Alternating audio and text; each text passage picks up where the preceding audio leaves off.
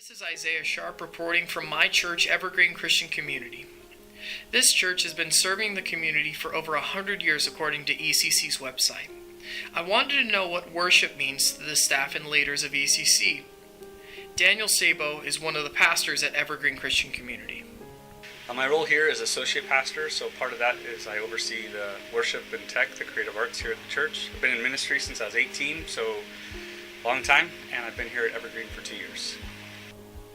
A normal Sunday at this local Olympia church consists of the lead pastor giving a sermon, which is a message, the worship team singing a couple of songs, but what does worship mean to Evergreen's congregation? I think worship at Evergreen is about community and responding in that same thing, that we all walk through life during the week and we experience ups and downs, and Sunday morning we gather together and we sing songs of praise, we sing songs about His character, about what He's done, out of a response of what our week was. Maybe it was awesome, maybe it was the worst, but regardless, God is good and He's meeting with us. So worship at Evergreen is God's people coming together to acknowledge God for who He is, what He's done, and doing that through song together. Andrew McMahon has been the worship pastor at Evergreen for over a year, and his definition of worship means much more than just song. Worship, I would say, is giving worth to something. And just how I look at it, all of us really are in a constant state of worship.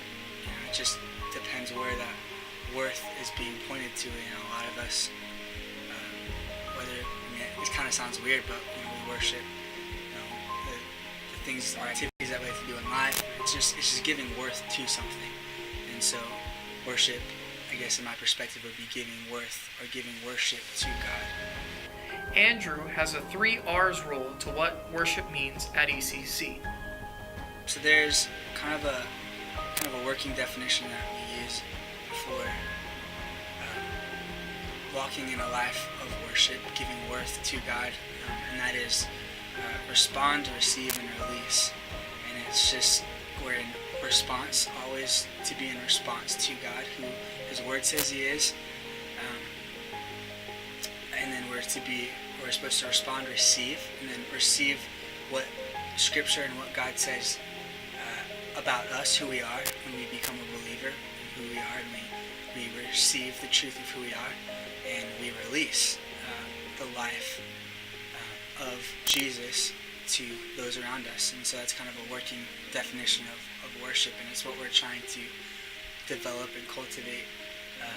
And we do that through music, but also through community and living life with people, through reading and listening to the Word being taught. So, it's not just music, but it's a life of being in response and receiving the truth of who we are in Him, and releasing that life to everyone around us.